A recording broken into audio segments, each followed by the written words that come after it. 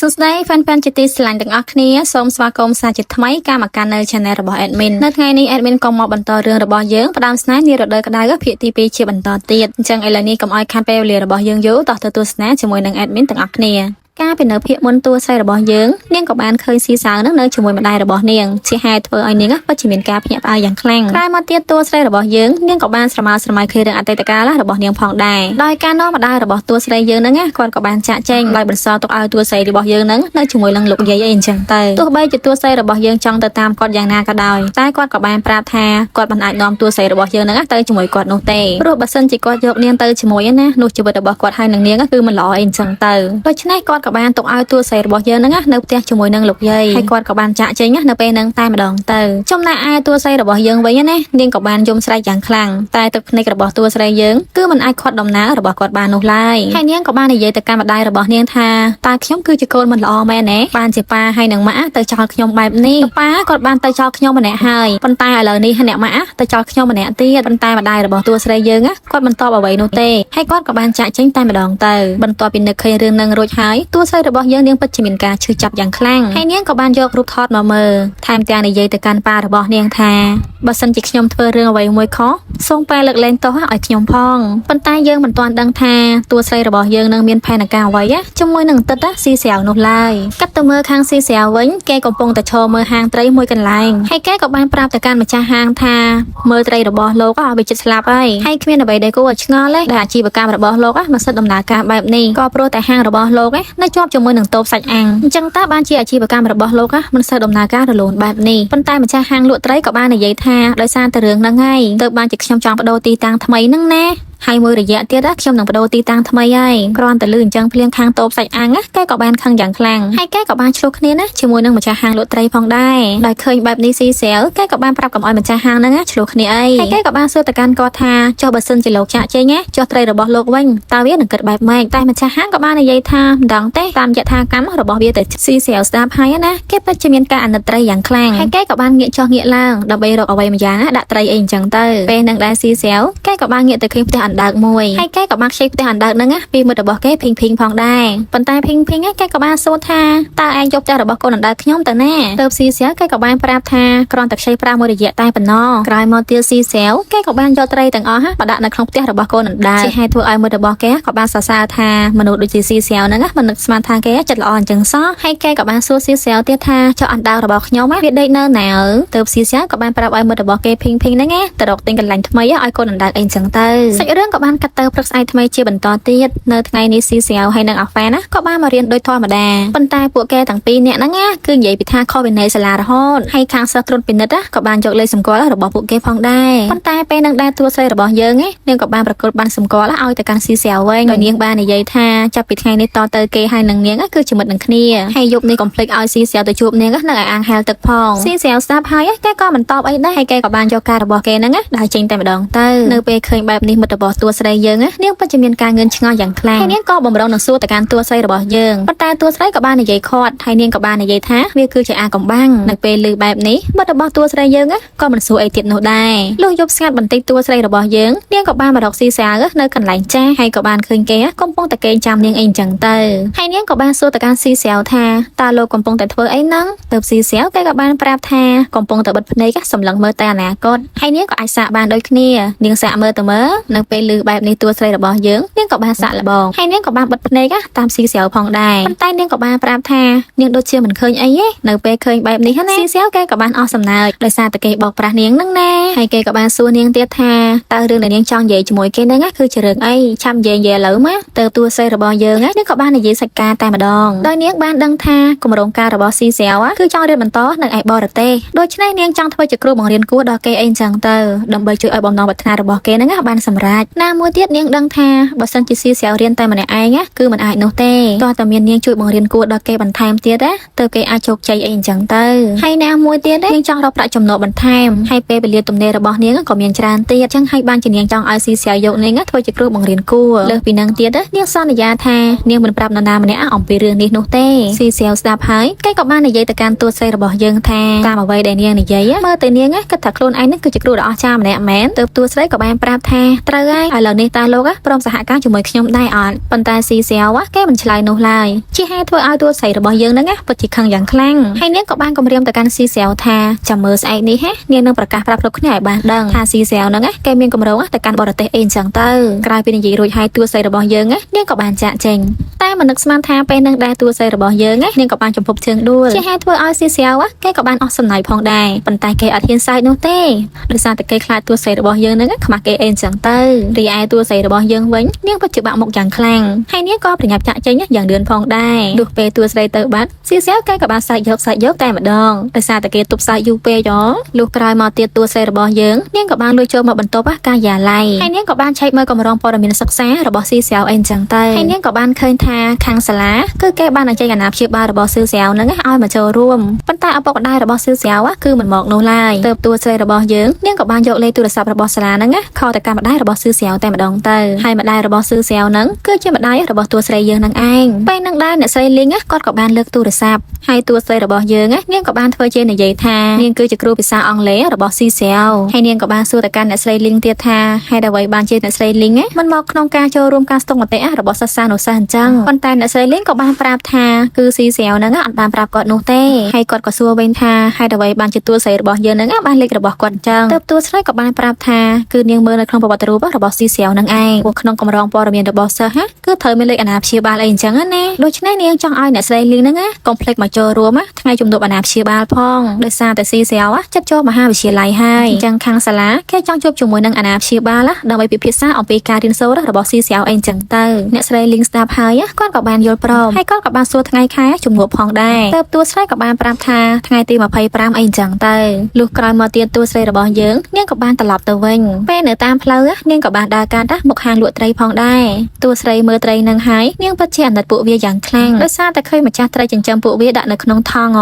ជួនជាពេលនឹងដែរស៊ីសៀវគេក៏នៅម្ដងនឹងដូចគ្នាប៉ុន្តែពួកគេទាំងពីរមិននិយាយអ្វីជាមួយគ្នានោះឡើយលុះស្អែកបន្ទាប់ក្រោយពីបញ្ចប់ម៉ោងសិក្សាហើយនោះណាតួស្រីរបស់យើងនាងក៏ប្រញាប់ប្រញាល់ទៅកាន់កន្លែងអាងហែលទឹកយ៉ាងលឿនព្រោះនាងគិតថាស៊ីសៀវគេអាចនឹងមកអីអញ្ចឹងទៅប៉ុន្តែពេលដែលតួស្រីរបស់យើងមកដល់គឺមិនបានឃើញគេនៅទីនឹងនោះឡើយជាហេតុធ្វើឲ្យតួស្រីរបស់យើងពិតជាខឹងជាមួយគេយ៉ាងខ្លាំងចំណែកឯស៊ីសៀវវិញគេកំពុងតែនៅហាងមិត្តរបស់គេភីងហើយគេក៏កំពុងតែលេងហ្គេមបណ្ដាំងឡានអីអញ្ចឹងទៅគ្រានឹងដែរតួស្រីរបស់យើងនឹងក៏បានមកដល់ហើយភីងក៏បានប្រាប់ស៊ីសៀវអំពីតួស្រីរបស់យើងផងដែរប៉ុន្តែស៊ីសៀវគេមិនចាប់អារម្មណ៍ជាមួយនឹងតួស្រីរបស់យើងនោះទេហើយគេក៏បានប្រាប់ឲ្យនាងត្រឡប់ទៅវិញចុះប៉ុន្តែតួស្រីរបស់យើងនាងមិនស្ដាប់នោះឡើយហើយនាងក៏បាននិយាយទៅកាន់ស៊ីសៀវថាបើសិនជានាងប្រកួតហ្គេមឈ្នះស៊ីសៀវនោះឲ្យស៊ីសៀវទៅរៀនគួរជាមួយនាងអីចឹងទៅស៊ីសៀវស្ដាប់ហើយគេក៏បានយល់ព្រមហើយគេក៏បាននិយាយថាបើសិនជានាងចាញ់នាងជប់រំខានខ្ញុំទៀតលឿននៅគ្រាន់តែលឿនចឹងភ្លាមណាភីងគេពិតជាមានការភ្ញាក់ផ្អើលយ៉ាងខ្លាំ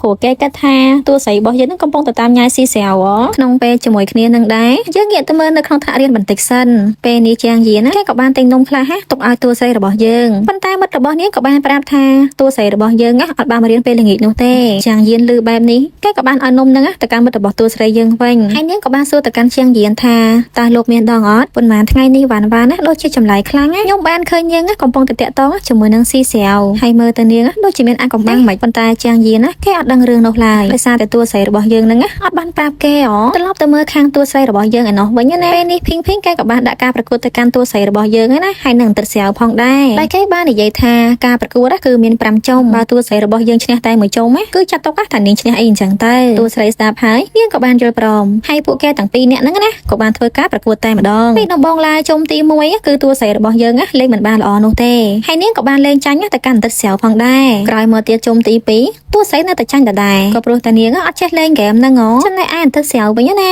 គេពិតជាមានការរីករាយយ៉ាងខ្លាំងហើយពួកគេទាំងពីរហ្នឹងក៏ប្រកួតជុំទី3ជាបន្តទៀតប៉ុន្តែមិននឹកស្មានថាជុំទី3តួស្រីនៅតែចាញ់ដដែលកាន់តែធ្វើឲ្យអន្តិសៀវហ្នឹងបានចិត្តលើសដើមពេលដល់ជុំទី4តួស្រីនៅតែចាញ់ទៀតលើកនេះអន្តិសៀវគេកាន់តែមានមោទនភាពទៀតហើយប៉ុន្តែមិននឹកស្មានថាជុំទី5តួស្រីដូចជាមានប្រៀបជាងធ្វើឲ្យអន្តិសៀវដូចជារឿងភ័យខ្លួនមិនទេហើយចង់បញ្ចប់តួស្រីរបស់យើងណានាងក៏បានឈ្នះតែម្ដងទៅ ហើយនាងក៏បានប្រាប់ទៅកាន់ស៊ីស្រាវថាលោកឃើញហ៎មនុស្សដូចខ្ញុំណាគឺរៀនឆាប់ចេះខ្លាំងណាស់អញ្ចឹងស្អែកនេះពួកយើងទាំងពីរកុំភ្លេចជួបគ្នាណាក្រោយពីនិយាយរួចហើយតួស្រីរបស់យើងណានាងក៏បានសុំលាស៊ីស្រាវតែម្ដងទៅនៅពេលតួស្រីចេញផុតទៅណាភីងគេក៏បាននិយាយទៅកាន់ស៊ីស្រាវថានាងខំជួយបង្រៀនឯងដោយស្ម័គ្រចិត្តហើយហេតុអ្វីបានជាឯងមិនព្រមចឹងខ្ញុំមើលទៅនាងណាដូចជាកំពុងទៅចូលចិត្តឯងផងប៉ុន្តែស៊ីស្រាវគេអត់ខ្វល់ទេហើយភីងក៏បាននិយាយថាចុះស្អែកនេះឯងទៅអត់ខ្ញុំគិតថាឯងគួរទ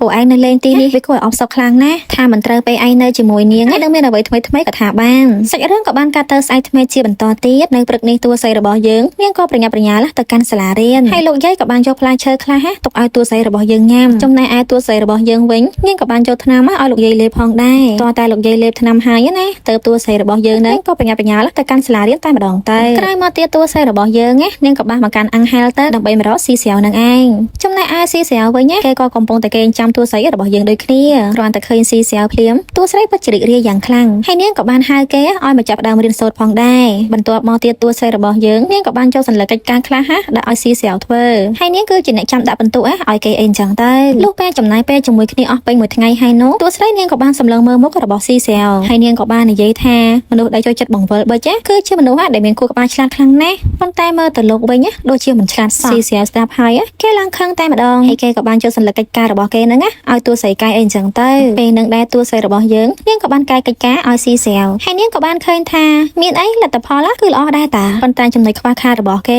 គឺការអាននិងនិយាយភាសាអង់គ្លេសអីចឹងទៅដូច្នេះបើសិនជាមានពេលទំនេរគេគួរតែអានសៀវភៅឲ្យបានច្រើនដើម្បីបង្កើនភាសាអង់គ្លេសរបស់គេឲ្យកាន់តែល្អជាងនេះស៊ីស្រាវស្ដាប់ហើយគេក៏មិនតបអីនោះដែរហើយតួស្រីក៏បានសួរថាស្អែកនេះលោកមករៀនទៀតអត់ទើបស៊ីស្រាវក៏បានប្រាប់ថាមានអីនាងមករៀនខ្ញុំល្អដែរតាហើយគេក៏បានយល់ព្រមរៀនជាមួយនឹងតួស្រីរបស់យើងជារៀងរាល់ថ្ងៃអីចឹងទៅលុះស្អែកបន្ទាប់លោកគ្រូគាត់ក៏បានសួរស៊ីស្រាវអំពីការប្រជុំអាណាព្យាបាលហើយគាត់ក៏បានសួរទៅកាន់ស៊ីស្រាវថាតើស៊ីស្រាវឲ្យអ្នកណាមកចូលរួមប៉ុន្តែស៊ីស្រាវក៏បានឆ្លើយថាប្រហែលជាពួកគាត់មិនមកទេប៉ុន្តែលោកគ្រូគាត់ក៏បានប្រាប់ទៅកាន់ស៊ីស្រាវថាត្រូវតែឲ្យអ្នកណាម្នាក់មកចូលរួមអីចឹងទៅលុះរសៀលបន្តិចស៊ីស្រាវគេក៏បានមករកតួស្រីរបស់យើងនៅកន្លែងចាស់ហើយតួស្រីរបស់យើងនឹងនាងក៏បានយកកូនកង្ហាលមកឲ្យស៊ីស្រាវផងដែរដោយសារតែការពីម្សិលមានតួស្រីរបស់យើងឃើញគេក្តៅស្អស់ពេកហើយនាងក៏បានប្រកល់របស់ញ៉ាំខ្លះទៅកាន់ស៊ីស្រាវទៀតណ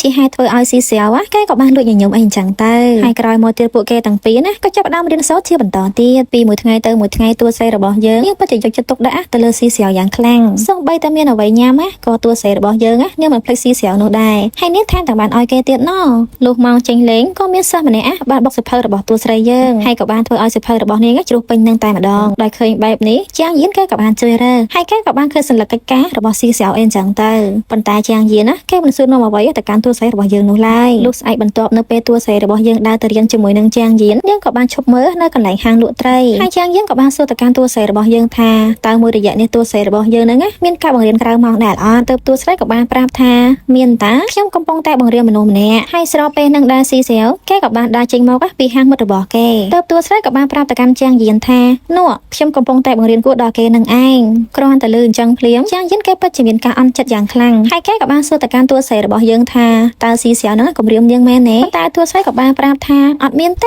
គេជាមនុស្សល្អតានៅពេលលើបែបនេះណាជាងយានក៏មិនសួរអីទៀតនោះដែរលុះរសៀលឡើងស៊ីស្រាវគេក៏បានមកចាំតួស្រីរបស់យើងនៅកន្លែងរៀនហើយគេក៏បានលួចគូររូបគំនូរតួស្រីរបស់យើងអីចឹងទៅគ្រាន់តែឃើញនាងម្ដងភ្លាមស៊ីស្រាវគេក៏បានទុកយ៉ាងលឿនហើយតួស្រីក៏បានធ្វើការសុំទោសទៅកាន់ស៊ីស្រាវដែលនាងបានមកយឺតអីអញ្ចឹងទៅណាពេលនឹងដែរស៊ីស្រាវគេក៏បានឃើញកាបូបរបស់តួស្រីយើងហ្នឹងហូរសិតទៅទឹកហើយគេក៏បានសួរថាតើមានអ្វីនៅក្នុងហ្នឹងណាហើយអ្វីបានជាមានទឹកអញ្ចឹងគ្រាន់តែលឺបែបនេះណាតួស្រីក៏ប្រញាប់មើលយ៉ាងលឿនហើយតាមពិតទៅនៅក្នុងកាបូបរបស់នាងហ្នឹងគឺជាថង់ដាក់ត្រីនឹងឯងដោយសារតែវាធ្លាយថង់អីអញ្ចឹងណាស៊ីស្រាវឃើញហើយគេក៏បានសួរទៅកាន់នាងថាតើនាងមានគម្រោងធ្វើអ្វីជាមួយនឹងត្រីអស់ទាំងនេះប៉ុន្តែតួស្រីរបស់យើងនាងក៏មិនទាន់ដឹងនោះដែរតែអ្វីដែលសំខាន់នៅពេលនេះគឺនាងត្រូវការកៅមួយដើម្បីដាក់វាសិនព្រោះខ្លាចវាថប់ដង្ហើមស្លាប់អីអញ្ចឹងទៅស៊ីស្រាវស្ដាប់ហើយគេក៏បាននឹកឃើញកំណត់មួយហើយគេក៏បាននាំតួស្រីរបស់យើងហ្នឹងលួចចូលបន្ទប់ពិសោធន៍តែម្ដងកំឡុងពេលលួចចូលក៏មានសន្តិសុខមួយបានដើរមកហើយតួស្រីក៏បាននាំស៊ីស្រាវលាក់ខ្លួនយ៉ាងលឿនលុះពេលសន្តិសុខទៅបានតួស្រីក៏បាននាំស៊ីស្រាវចូលទៅបន្ទប់ពិសោធន៍តែម្ដងទៅ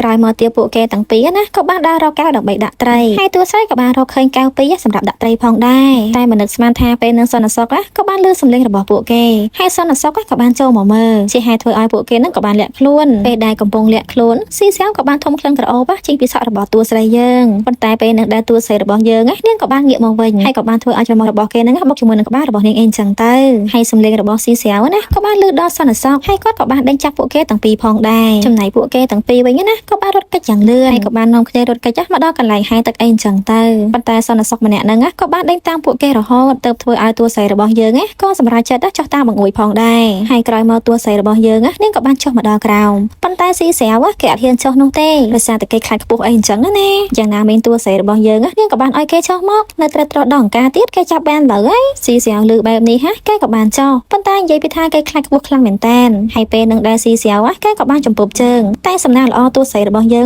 នាងក៏បានចាប់គេចុះហើយត្រង់កន្លែងហ្នឹងគឺនិយាយពីថាភីងតែម្ដងតួស្រីរបស់យើងហ្នឹងប្រកាសចាប់ខ្លាំងមែនតើហ្មងឡើងអេដមីនមើលហើយឡើងចំណែនហ្មងស្របពេលនឹងដែរសន្និសីទក៏បានម្ដងមកបង្អួចដូចគ្នាហើយគាត់ក៏បានធ្វើការបញ្ចាំងពិលដើម្បីរកមើលពួកគេអីអញ្ចឹងទៅប៉ុន្តែពួកគេទាំងពីរក៏បានលាក់ខ្លួនផងដែរហើយតួស្រីរបស់យើងហ្នឹងនាងក៏បានទាញស៊ីស្រាវឲ្យមកលាក់ខ្លួនចិត្តនាងធ្វើឲ្យពួកគេទាំងពីរពិតជាមានការសិក្សាជាមួយគ្នាយ៉ាងខ្លាំងចំណែកឯសន្និសីទវិញក៏រកពួកគេមិនឃើញទេហើយគាត់ក៏បានចាក់ចេញតែម្ដងទៅក្រោយមកទៀតសាច់រឿងរបស់យើងក៏បានកាត់មកបច្ចុប្បន្នវិញហើយយើងក៏បានឃើញថាស៊ីស្រាវគេក៏បានមកកាន់សាលារៀនដូចគ្នាហើយគេក៏បានមកកាន់កន្លែងចាស់ដែលគេធ្លាប់រៀនជាមួយនឹងតួស្រីរបស់យើងអីអញ្ចឹងទៅមិនតែប៉ុណ្ណោះស៊ីស្រាវគេក៏បានដើរមើលជុំវិញសាលារៀនផងដែរស្របពេលនឹងដែរខាងតួស្រីរបស់យើងនាងក៏បានចេញពីបន្ទប់រៀនមកវិញប៉ុន្តែពួកគេទាំងពីរអត់បានឃើញគ្នានោះទេហើយស៊ីស្រាវគេក៏មិនដឹងថាតួស្រីរបស់យើងមកកាន់ទីនេះនោះដែរក្រោយមកសាច់រឿងរបស់យើងភាគទី2ក៏បានឆ្លះនៅត្រឹមនេះអញ្ចឹងកុំភ្លេចរងចាំទស្សនាជាមួយនឹង admin នៅភាគក្រោយជាបន្តទៀតណាសូមអរគុណសូមជម្រាបលា